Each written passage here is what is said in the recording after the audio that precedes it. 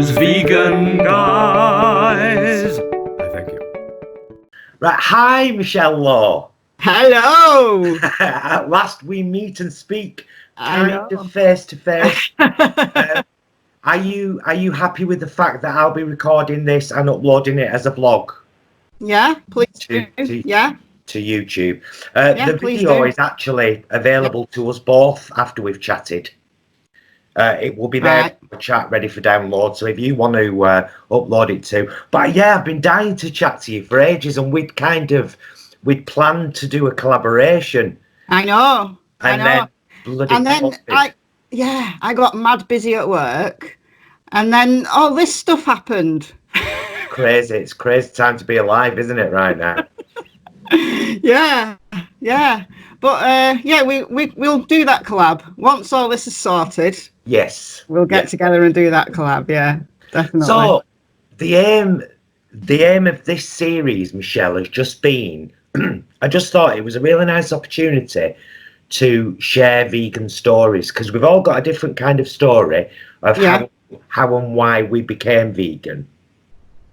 Now, I don't want to tread on your YouTuber toes, so what I'm going to ask you first is, do you already have an existing vlog that talks about your journey?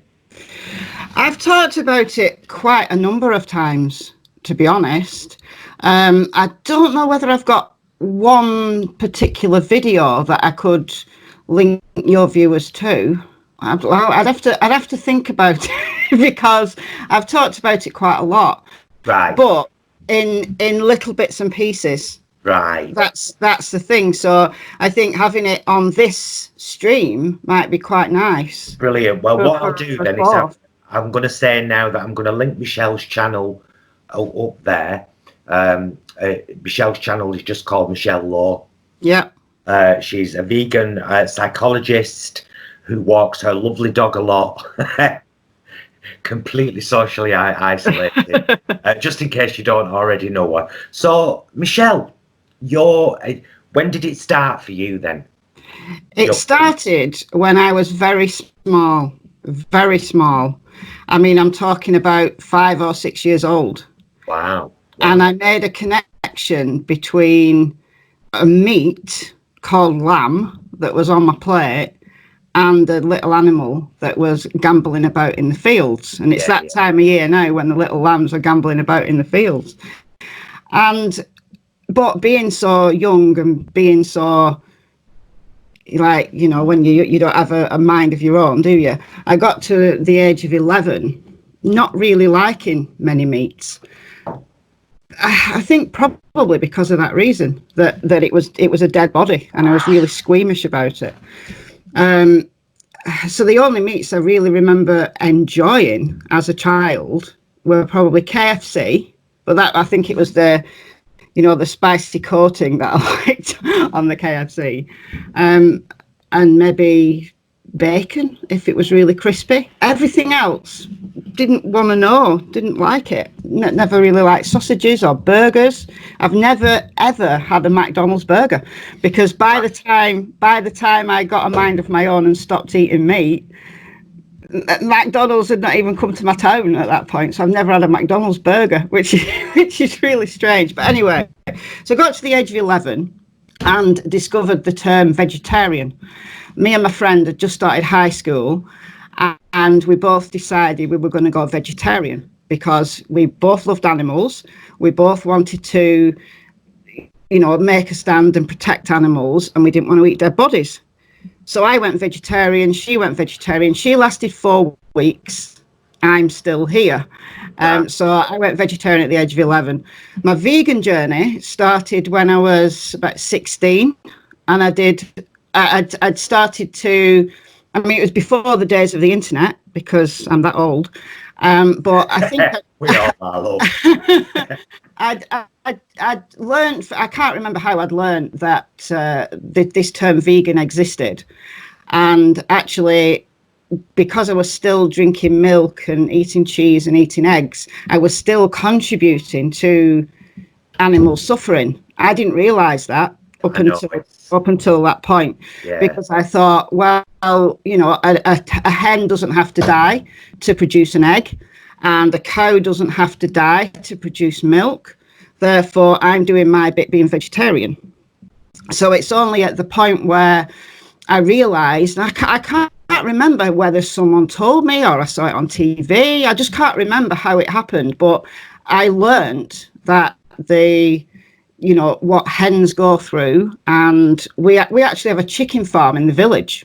I still live in the same village. And I thought, oh my God, all of those big barns, there's thousands and thousands of chickens in there. Right, and we're getting eggs from this farm where there are thousands and thousands of chickens, all crammed in little tiny cages. And I thought, I've got to go vegan.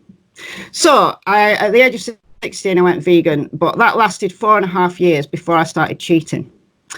So I started cheating on, so you could call me an ex-vegan if you wanted to. But I started cheating with chocolate initially, and then milk and cheese. Never really went back to eggs, although there would have been eggs in kind of some products that I ate maybe. But yeah, dairy was my downfall.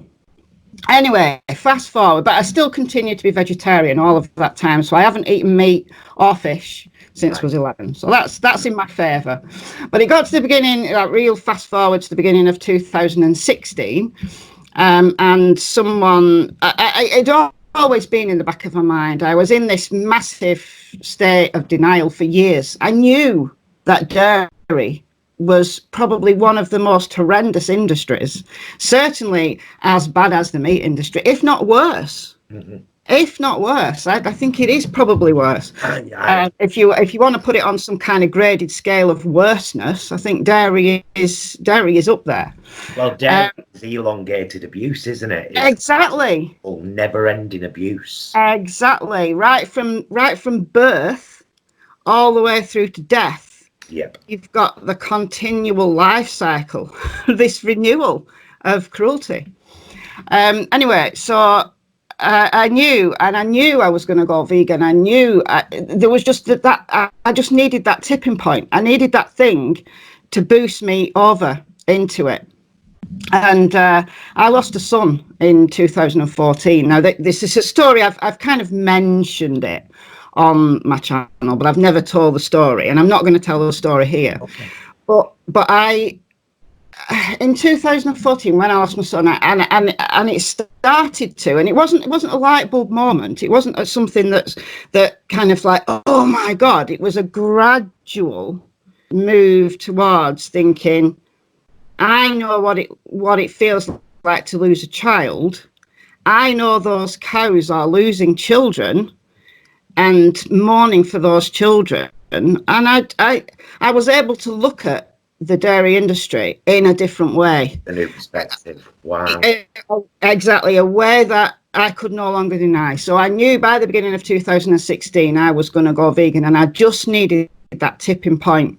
And that came by talking to a colleague at work, a new colleague. She just started working with me, and I was having, I don't normally have lunch when I'm at work, but there's just this particular day, I went and got a sandwich from the canteen at work and sat down, and it's probably the only time I've ever actually sat down in that canteen and ate something.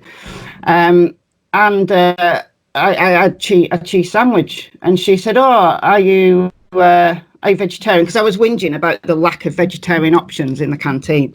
And she went, "Oh, are you vegetarian?" I said, yeah, I've been a vegetarian for years. And she went, "Oh, I'm vegan." So we started to talk, and I started to ask her questions about products and about, well, I said, I was vegan way back when, years ago, and it was really difficult. It was really difficult to go out and eat. It was really difficult to even, that we just didn't have the products then that we were completely spoiled with now. And I know that's just making an excuse. I know it is. So there might be people watching shouting at the screen right now saying that is just an excuse. That is a selfish excuse for giving up veganism. And it absolutely is. And I would say exactly the same now to anybody, that is just an excuse. But the excuses I made. So I started to talk to this colleague. And she was like, "Yeah, we've got this, and there's all these different products, and she was just so gentle and so open to listening to why I couldn't be vegan then, you know, why I stopped being vegan, why I thought that I couldn't do it again. And I just started that was the final thing that fitted into place. And I thought, well, I'm going to explore this. So over the next few weeks, I just transitioned over. So I used up all of the things that I had in my cupboards that I'd, you know, like milk powder in and things like that, and replaced them with vegan items. And then it was at that point, it must have been probably February or March 2016, where I came out and I said, I'm vegan now. And I just told everybody, I'm vegan now. And I'm never, ever going back. So that's my story. I know it was very long-winded, but that's my story. So I've been vegetarian since 11. I've been vegan twice in my life, but this time it's forever. And the reason why I started a YouTube channel was really to vlog my life mainly, but the priority for me at that time when I started my YouTube channel was to publicize veganism. That when I was vegan the first time, I had no one to talk to. I didn't know any vegans. I didn't even know any vegetarians. Right. And it was a very lonely journey. And I think that's one of the things that contributed to me dropping off veganism, you know, that first time. So when I became vegan for the second time and I found YouTube, that there's a whole vegan community on YouTube, I spent like 2 years like lurking, like watching vegan YouTube and kind of thinking, could I do this? Could I contribute to this community? And I thought one day, I just thought, yeah, I'm going to start making videos, and that's what I did. So that's my entire journey right up to now. See, now I think that's number one, an incredibly inspiring story, but also pretty emotive because of your personal experience. Yeah. Making the kind of, you know, clicking that switch, whatever it did. And I think it makes a powerful statement that you had the kind of, it made you see the dairy industry better. Yeah. So well, that's a powerful thing to share. So thank you for that. I've got a question for you. Yeah, go on. Are you secretly in love with Frank Tufano? No, I'm really sorry to disappoint everybody watching this video, but he really isn't my type. He really isn't my type. That's all I'm saying. And he's far too young. I think I've got a daughter who's older than him. Oh. I'm not sure how old he is. I think he's 27. So no, I don't know how old he is either. I think he's 27 or 26 or 27. So, yeah, first of all, he's too young. And secondly, he really isn't my type. He just winds me up. His manner, just the whole way he behaves winds me up on multiple levels. Well, you can't tell that. Not at all. Yeah. And I've got to. I actually want to. This is not a side-handed compliment or whatever the way of saying that is, but it was one of your videos about Sverige that actually made me. I did a video not long after, and I linked your video in it, and it honestly gave me a completely different perspective about the guy. And I don't know whether that was necessarily your intention with that video, but that particular video you did, I just found it a fact, because you'd put the bloody work in, Michelle, and I thought it was brilliant the way you'd kind of pulled all these clips from this vast history of his YouTube vlogs. But the story it told me, or what I got from it, was this is a damaged human being. Yeah. Really, really deeply damaged. Yeah. Who has, through through the mental health damage that he's suffering and has inflicted upon himself has then led to physical abuse. Yeah. You know, I mean, that one clip of him kind of in his, like a vestibule or something with a big black mark on his lip. Oh, yeah. And deeply sunken eyes. And he was still like sun gazing for hours a day. And it's, like I said, whether it was your intention or not, I actually thought, you know what? I feel bad for you, man.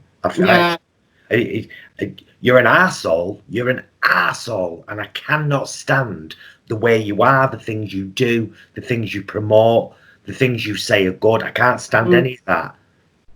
But is part of the reason for it, because you're damaged, deeply damaged. I mean, did you get that from that video of yours? Definitely. That video took quite a while to do because somebody sent me some links. So somebody had done probably more than half of the clips, at least half of the clips that appeared in that video. Right. Someone sent me links to, like, they'd done all the kind of the background, and then I just looked at all those links and then started to dig and pick up more links and thought, this guy is blaming veganism for his own, whatever he's suffering from, whatever damage, whether it's an eating disorder or some kind of psychosis, I'm not sure, and I don't want to kind of put a label on it, but I tried to tell that story, but I kept it open, so I didn't speak in it. I didn't put any. I just let the clips tell a story. That's why it was so powerful. And I thought, you know, people can make their own conclusions. Yeah. So. Yeah, I mean, I got from because I watched far more of Sverridge's channel than I'd ever watched before to prepare the video. So there were clips that I was pulling out that didn't make the final cut, and it took me quite a few days to go through all of the clips, and it was disturbing, you know, to put that video together, and it was. Absolutely fascinating. And for anyone that hasn't seen that, I'm going to be cheeky here because my channel, do what I want. I'm going to link the video that I did following Michelle's video up there, because Michelle's video is linked in that video. And honestly, I would definitely recommend watching both. Watch Michelle's first and then watch my kind of reaction to it. Because it was just a really interesting. I mean, how dangerous do you think they are? People like Sverridge and Frankie, who are the carnaged raw meat. Yeah. And do you think does it concern you how many followers they have? And is that why you talk about them so much, to try and kind of combat that? It's absolutely the reason why I do what I do. The background to it, really, the backstory was, I didn't know this thing existed. I didn't know the carnivore community or the carnivore diet existed until there was two things. Vegetable Police. Oh, yeah. I don't know if you know Vegetable Police. He went carnivore. He did like the 30-day beef challenge. And around that time, I think it was just before that, Jordan Peterson, you know, the famous psychologist Jordan Peterson, he went on Joe Rogan, the Joe Rogan Experience podcast, saying he was on the carnivore diet and he cured depression, and his daughter had cured a whole range of different diseases by living on nothing but beef, salt and water. So I think Vegetable Police had taken his beef cleanse from that. So I started following Vegetable Police and making videos about him and his journey into this strange carnivore lifestyle. And I was quite new to YouTube at that point. I'd only been making videos and I certainly hadn't been making daily videos up to that point. I'd only been making videos for, I don't know, maybe 2 or 3 months at that point, maybe a little bit longer than that, but not consistently. And I discovered this community. And then as I was making more videos, people were linking me, check out this guy, check out this guy. So that was where I discovered Frank Tufano, Sverridge, and then Sarah's little community. There's Milk Jar, who seems to have fallen off the planet now. Meat of the Matter, another, I can't remember the other one's name, but there's another one as well. And there was like this whole group of mainly men, but not exclusively, who were deeply disturbed individuals in their own, all in their own ways. And I became both fascinated and grossed out by them. So it's absolutely the reason why it initially got involved in countering their arguments and their ideas, because they are so far removed from reality, from science. Yeah, that they're just science deniers. And I equated them to the Flat Earth movement, because at that point I'd been looking at the Flat Earth videos, and I'd made a few. I've got a small playlist of Flat Earth, like countering Flat Earth, just for a laugh, just out of, for silliness, really. But I equated the carnivore community with the Flat Earth community, that they're so deeply in denial of science that they're in their own. It's incredibly difficult to explain why these people are believing this nonsense, but they are influential, and the carnivore movement has grown massively. Yeah. Since Jordan Peterson went on Joe Rogan. I think that was really the catalyst. And I'm not saying that converted loads of people to carnivory. I think there were people in the community before, but they were a very small niche. Well, But as soon as it's given a platform or a pedestal, that's right. And people find it fashionable. The last person that I'm aware of that went from kind of vegan to carnivore was what's she called? Alyssa? Oh, Elise. Do you mean Elise Parker? Blonde. Yeah. Very, very pretty girl. Beautiful eyes. Yeah, She's Elise the last Parker. one I'm aware of who kind of... But I watched the video that she did where she was talking about being on the carnivore diet, and it looked... Did you do a video on it? Yeah, I've done more than one video on Elise. Not just because she did the 30-day carnivore challenge. So she started eating meat and eggs, and then supposedly went carnivore for 30 days. And she's omnivorous. She's just eating what other people eat, basically, I think. But it's alleged. It might have been Freely, actually, that I watched do a video on her and said that it was she was blaming basically the fact that she'd got with a carnivorous fella. Yeah, she did. She was going out with Drew Morgan for a while. Yeah. So maybe that had some influence, I don't know. But I did make some videos on Elise Parker about a dog, using a shock collar on her dog. I made some videos on that. Yeah. Jesus, but anyway, so I noticed yesterday as well, you'd done, not yesterday or the day before, you did a video about, which mentioned Freely, the banana girl. Yeah. Who I started watching a video of hers recently, and I've noticed, whether I just didn't notice it before or whether it's a new thing that she's doing now on videos, I'm feeling, as a male, even though I'm a rampant homosexual and very camp with an extremely strong feminine side, I'm still genetically male. She starts her videos, "Hi free woman." Yeah. And I'm just like, oh, okay, so I'm not meant to watch this then. Like, I'm not excited to.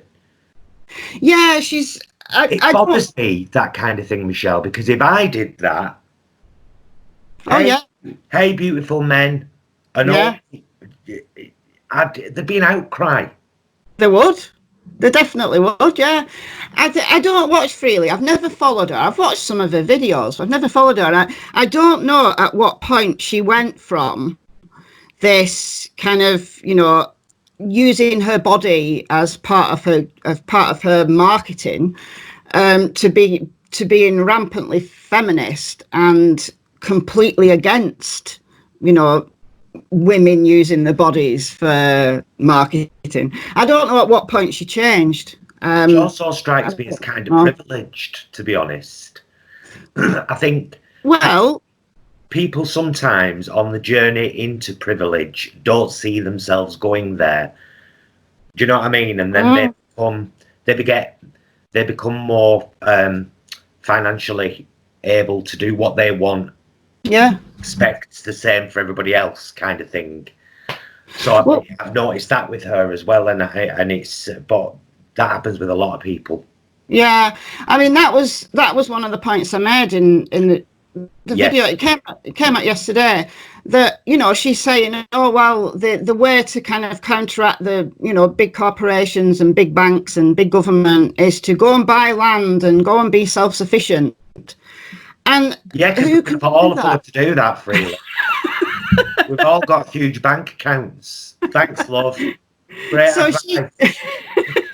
so she's made a lot of money on the back of, you know, Raw Till 4, and good luck to her. Absolutely. But she's now living in some ivory tower in the jungle somewhere, and just assuming that everybody else can do exactly the same as her, and just pick up a big wad of money and go and buy land and go and be self-sufficient and eat bananas all day. You know, it's out of the realms of reality. Yeah. And that, to be honest, you know, that kind of extremism is as bad as what the carnivores are doing, because people are following it and are getting themselves into, you know, becoming, I don't know, demoralized with their own life. And I suppose to follow that kind of person, you might be questioning things anyway, maybe, I don't know. But some of the extreme plant-based people are just as dangerous as the carnivores. Except the only difference is they're not contributing to the animal death industry. So they've got that going for them. But in terms of, you know, damaging people's health, any extreme diet has got the potential to damage someone's health. Absolutely. Absolutely. If somebody's that blinded by it that they'll follow it exclusively to the detriment of their own health. So these people do need calling out. And, you know, I've latched onto the carnivore movement as, you know, the movement that I'm going to call out as much as I can. But there are plenty of others out there, you know, that I don't have time to look into, that maybe other people could look into, that are just as bad. Yeah. Now I've got a few random questions to throw at you. All right. I'm kind of asking similar things to all people, but I think you've already answered one, because it would seem that the most difficult thing for you to give up was dairy. Yeah. Yeah. So how have you combated that? Because you obviously had quite a penchant for you know, milk and chocolate and yeah. Have you now found alternatives which you find are just as good, or, you know, have you just changed? Have you stopped eating chocolate? No. Good. So what I did was thought, right, it's milk first, because I just love milk. Milk first, then chocolate, then cheese. What I need to do is find alternatives for all of those. Yeah. So milk was easy, because there's so many different plant-based milks. So I tried every plant-based milk there was, till I found my favourite. Which is? So I like almond milk in tea and on cereal, but as a drink, like just to drink a glass of milk, soy light, all pro soy light. That's my favourite. Right. But I like oat milk, and it's easy to make yourself if you run out. Not keen on cashew milk or hemp milk. I've never tried pea milk. Apparently that's a thing. Yeah, that's isn't it? Yeah. Coconut milk's okay. But almond milk and soy milk, and they're for sale in, even my corner shop has got both almond milk and soy milk. So there's no excuse. So just choose which flavour. it's better than dairy because it's got different flavours. You know, if you want a more of a nutty taste one day, then you're almond milk. If you want more of a rich, slightly richer flavour, soy milk. And there's unsweetened, sweetened, long life, short life. Can't go wrong. Chocolate. Have you ever tried? Let me just ask you, the dark chocolate almond milk. Yes. Oh, God. Oh yes, it's lovely. Absolutely delicious. Me and Jason make our after gym protein shake with that. Oh yeah. Protein powder and peanut butter. Oh, beautiful. Nice. So go on, chocolate. Yeah, chocolate. I mean, a chocolate milk will serve as a chocolate for me, but Bourneville, Cadbury's Bourneville is vegan, and it's always been one of my favourite chocolate brands anyway. I'm not so keen on the vegan white chocolate alternatives. I don't think they've quite got that right yet. But Bourneville is my go-to, and there is a limited edition Bourneville that keeps coming out and then disappearing for a while. A chocolate orange Bourneville. They were selling it in B&M, and I just went and bought loads of it around Christmas time. So they tend to kind of bring it out around Christmas time for a limited period, and then it disappears for a while. But that is beautiful. I'm one of those weirdos who doesn't like chocolate orange. Do you not? Oh my God! I wish they would. My God! I wish they would bring out like chocolate with lime or chocolate with lemon. I'm very much the kind of zingy citrus fruits rather than the really sweet ones. Yeah, okay. But No Moo are a good brand in the UK. No Moo do, and they sell those now in my local Morrison's. No Moo chocolate bars. They're about, just a normal size chocolate bar. So they're a milk chocolate alternative. Yeah. And I think it's No Moo that do a strawberry chocolate. Oh. Which is really nice. And then they do, again, No Moo do Cadbury's Crunchy with the honeycomb. Yeah. They do a chocolate bar, which has got bits. I've had that. That's one of the theirs I like. Yeah. Have you tried the No More chocolate as well from Tesco's? They do a dark milk and a white. I don't think I have, to be honest. It's all right. Is it? I'll give that a try. Yeah, but Bourneville is my go-to because they sell it everywhere. Yeah, me too. Yeah. How about cheese? How did you combat that? Cheese. Cheese was I was a little bit unhappy with cheese because when I was brand new vegan, I'd only found Violife, which is fine, but it tastes highly processed, and it's all right if you like highly processed cheese. But I wasn't, and I still buy it. But then Tesco brought out a set of cheeses, and Sainsbury's did, and they are beautiful. I don't know which one it is, whether it's Tesco's or Sainsbury's, do the cheddar cheese with caramelized onion. That's Sainsbury's. Sainsbury's. Tesco do the one with chili and jalapeno. Oh, and they do a Wensleydale one as well, don't they? Yeah.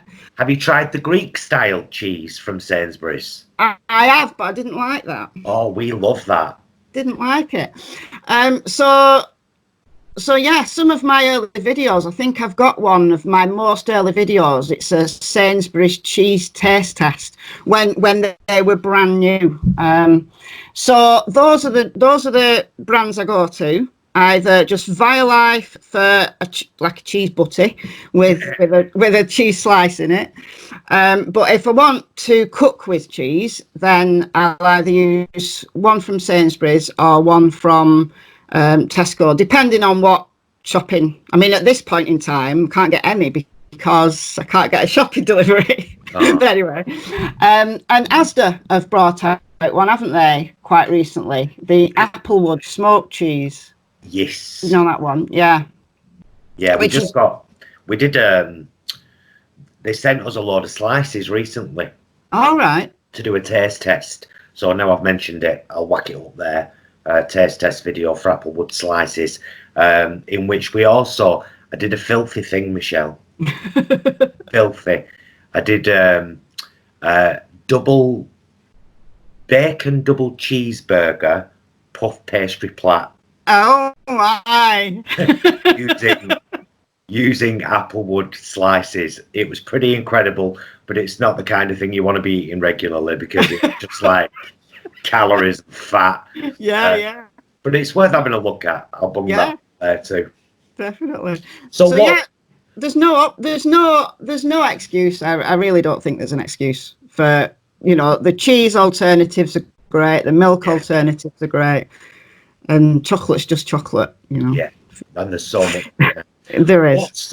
What's one of your favourite meals? Oh, okay. I go through phases where I obsess about the same food like forever, and then I just completely go off it. But at the moment, right, this is my lockdown lunch. Uncle Ben's rice, like a sachet of Uncle Ben's rice, like the spicy Mexican, or there's a golden vegetable one with mushy peas, nutritional yeast sprinkled on it, paprika, and then maybe you can throw in some sweet corn, you can throw in some chickpeas or a few beans, mix it all together. It looks like baby food, but oh my God, like the flavours are delicious. Sounds fit to me. It's beautiful. But me and Jason are massive mushy pea fans. And it's a British thing. Do you buy the 20p tins of mushy peas from Sainsbury's? I do when I can get a delivery, but I'm shopping at my local co-op at the moment, so I'm having to buy mushy peas for 33 pence. 33 pence? I know. It's breaking the bank. So, if somebody was watching this now, Michelle, yeah, and they were either full-on meat eater or vegetarian, but seriously considering veganism, what would you say would be a good starting point? What would you recommend? Would you recommend watching something, or what would you recommend? I would recommend, because this is what I did, so it doesn't mean to say it's right, but this is what I did. I would recommend picking what you think is going to be the stumbling block for you. For me, it was milk. So, okay, how can I get over that? And explore all the options. So, you don't have to go full on 100% vegan right this moment in time. I know a lot of people do. They say, that's it, that point. Yeah. That's it. I'm not going any further. But some people like me transition. So if you feel you need time to explore options, to use the food that you've already got, to explain to people what you're doing, you can take your time, right? And choose products that are going to be right for your lifestyle, not because somebody on the internet has told you so, but you do your own research. But by all means, use YouTube videos, use people's experiences as a guide. Yes. But work it all out for yourself. Absolutely. Brilliant advice, actually. Resources, I would say that keep an eye on. I mean, I don't follow the plant-based doctor channels very closely, but there's plenty of sensible resources to stay healthy on a plant-based diet. So I would say don't start following an extreme diet. Don't start believing that you've got to do X, Y, Z to be a good vegan. At the end of the day, veganism is an ethical movement. You can eat as much junk food and buy as much, chocolate as you want to and be a good vegan, right? You don't have to follow these extreme health lifestyle vloggers because they're selling you something. That's ultimately, they're selling you their lifestyle. So you do what works for you and your lifestyle, whilst keeping an eye just on things like B12, vitamin D, just the things that probably everybody needs to keep an eye on anyway. We know a lot of meat eaters are deficient, certainly in northern climates, deficient in vitamin D. We know a lot of people are deficient in vitamin B12. Vegans actually have a head start in these things because we talk about that kind of stuff in the vegan community. So there's probably, if you either just take a supplement or use fortified foods like nutritional yeast, plant-based milks, some breakfast cereals have got B12 in, you're probably doing a lot better just by keeping an eye on those things than your meat-eating pals are, who've probably never even heard of vitamin B12. So keep an eye on your health, don't be too extreme, and do what feels right for you in the time frame that feels right for you. That's my advice. That's brilliant. Brilliant, perfect. And finally, in your treat cupboard right now, what naughty things do you have? To be honest, I don't actually have that much because we're on lockdown and I'm local co-op. At the moment, I've got bourbon creams because they're vegan, accidentally vegan. I think I've got some left. Some Bourneville giant chocolate buttons. Oh yeah! Oh, I love them. Yeah, they're great. Yes. They're great. What else? I don't think I've got anything else that's especially mine. Michelle, got some crisps. You are currently shopping at the co-op and you have no donuts. They didn't have any. I went this morning. That's why I was late checking in for you, because I'd come back from the co-op and then I decided I wanted to plant some potatoes that had started to sprout, and then I completely forgotten that I was checking in with you, so that's why I was late. But yeah, they didn't have any. But yeah, co-op donuts are brilliant. So you've got the jam and custard. Jam and custard. Yeah, yeah. I did look, and they didn't have any. Or else I would have had co-op donuts in my cupboard. I would. It's kind of a rule, isn't it? If you go to co-op and they're there, you have to buy them. It's a vegan law. Yeah. But the trouble is, non-vegans like them as well. I know. Rude, isn't it? It's like, why do you stick to the ring donuts with the vegan sprinkles on them? Leave the rest to us. That's right, yeah. So, Michelle, when we're out of lockdown, it would be really lovely to meet up with you in Manchester, because I think we're probably about equidistant to Manchester city centre. Yeah. It's easy for me to get into Manchester, yeah. Lovely to meet up with you, have a bite of lunch maybe, you know, make a vlog, have a look at a charity shop or two. Yeah, that'd be great. So let's pencil that in for sometime in 2025 when all this is over. Yeah, we will, definitely. That'd be brilliant. Any closing comments, Michelle? No, except remember why you're vegan, why you went vegan in the first place, and make friends, chill out, enjoy the lifestyle. Well, and check out my YouTube channel if you haven't done so. Absolutely, it's linked up there. In fact, I'll link it up there and down below in the description. And please, guys, go along and, you know, if you're not already, because I know we've got a lot of shared subscribers. Yeah. But if you're not already subscribed, pop along and support Michelle as well. She's a local lass, and as you've just heard, has a really interesting story, like we all do, of how we became vegan. And Michelle, thank you so much for sharing it with us. You're very welcome. Thanks a lot. Very welcome. Keep up the good work. Yeah, and you too. We will meet again. Thank you for taking the time, Michelle. I really appreciate it. You're welcome. To everyone out there, please be excellent to yourselves and each other. And we'll see you soon. Cheers, Michelle. Bye. Thank you. See Bye, my love. ya.